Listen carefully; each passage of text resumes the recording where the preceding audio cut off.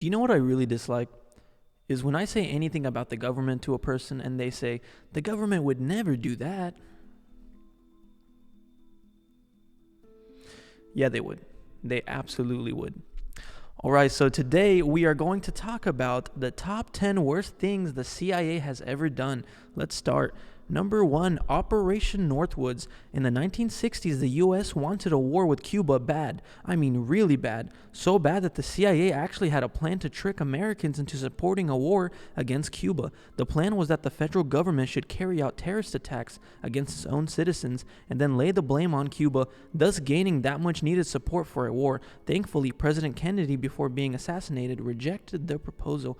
So yeah, this is very true. They were planning on having false flag attacks to get us in a war with Cuba. And I'm going to read a little bit more into it. So this is Operation Northwoods. Operation Northwoods was a proposed false flag operation against the Cuban government that originated within the U.S. Department of Defense, the DoD, and the Joint Chiefs of Staff, the JCS, of the United States government in 1962. The proposal called for the Central Intelligence Agency, CIA, or other U.S. government operatives to both stage and actually commit acts of terrorism against American military and civilian targets, blaming them on the Cuban government and using it to justify a war against Cuba.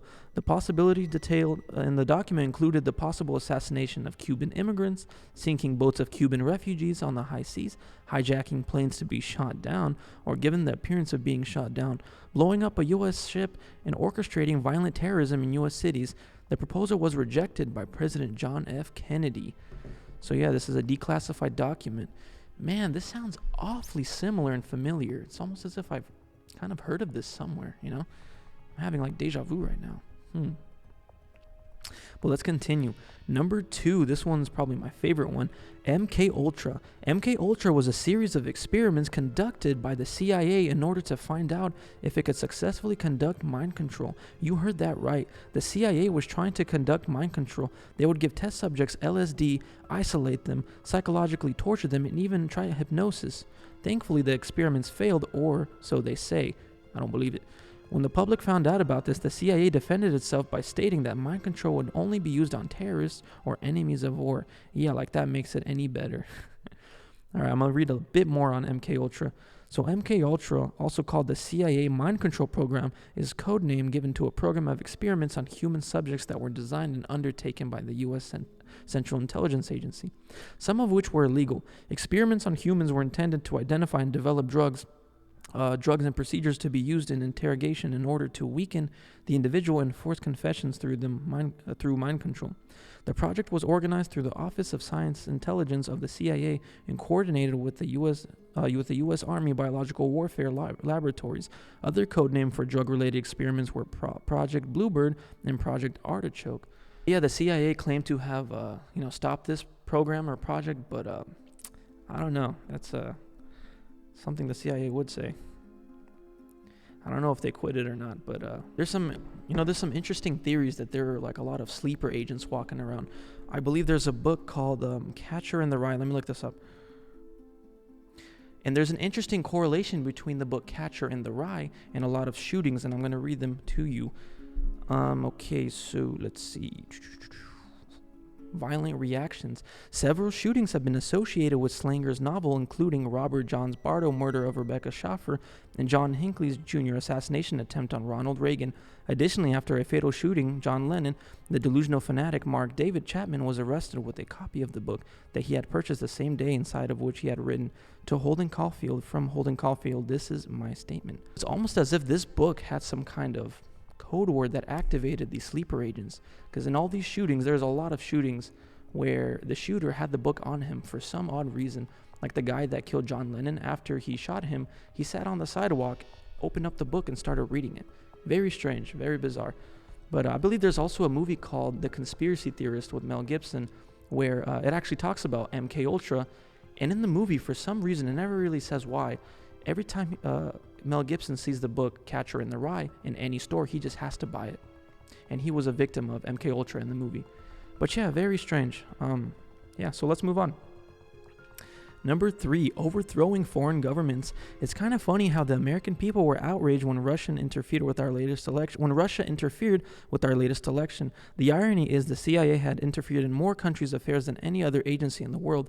It first helped overthrow the democratically elected leader of Iran in 1953 and replaced him with the Shah, who was later overthrown himself in a revolution in the 1970s.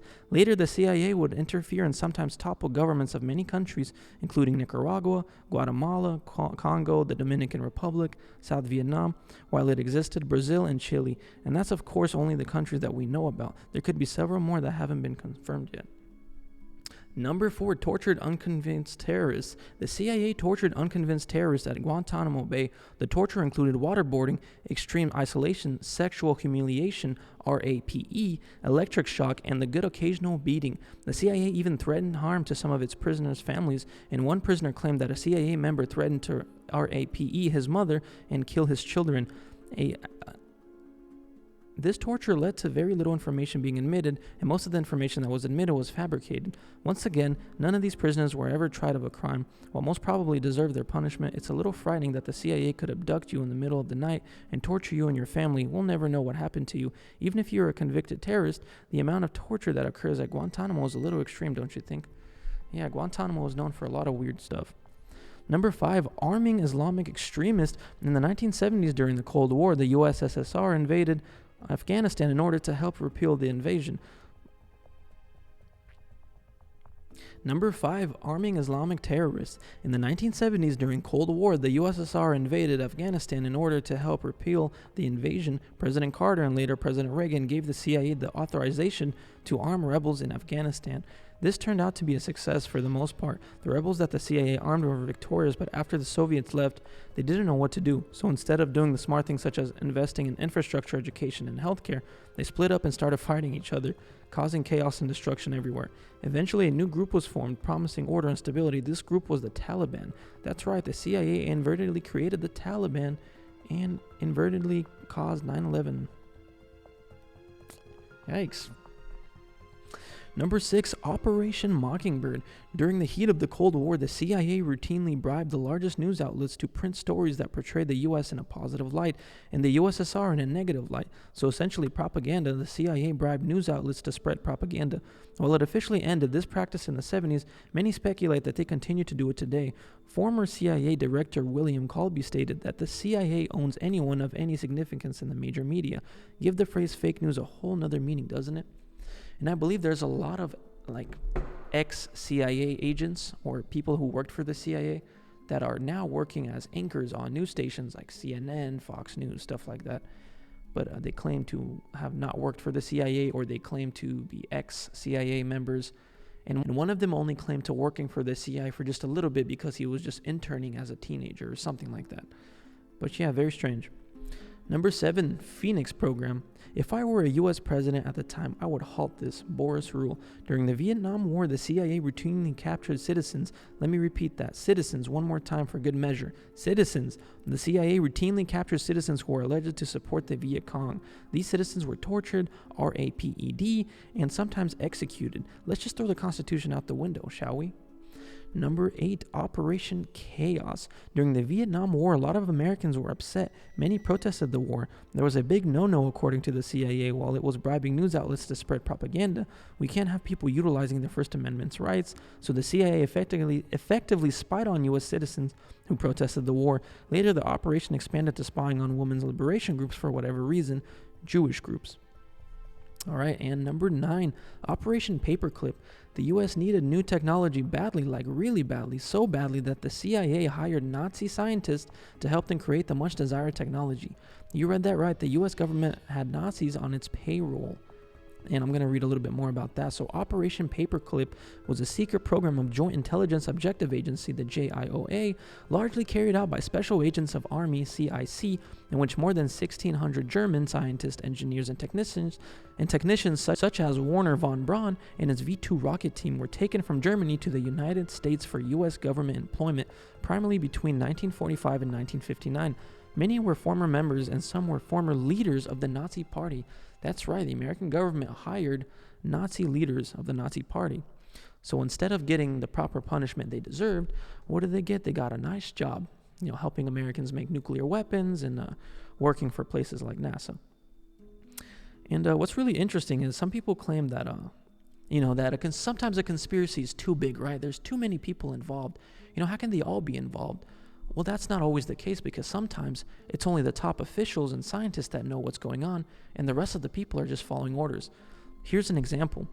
World War II's atomic bomb program was so secretive that even many of the participants were in the dark.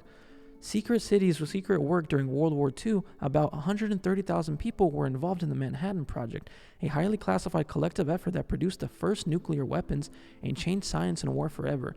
So out of the 130,000 people that worked on it, only the top official scientists, top officials, and the president knew what was going on. The rest of the people, 99% that were working on the projects, they had no clue what was going on. Even the vice president had no clue what they were working on. So all the people working on it had no clue at all. It was only the top scientists, the top workers.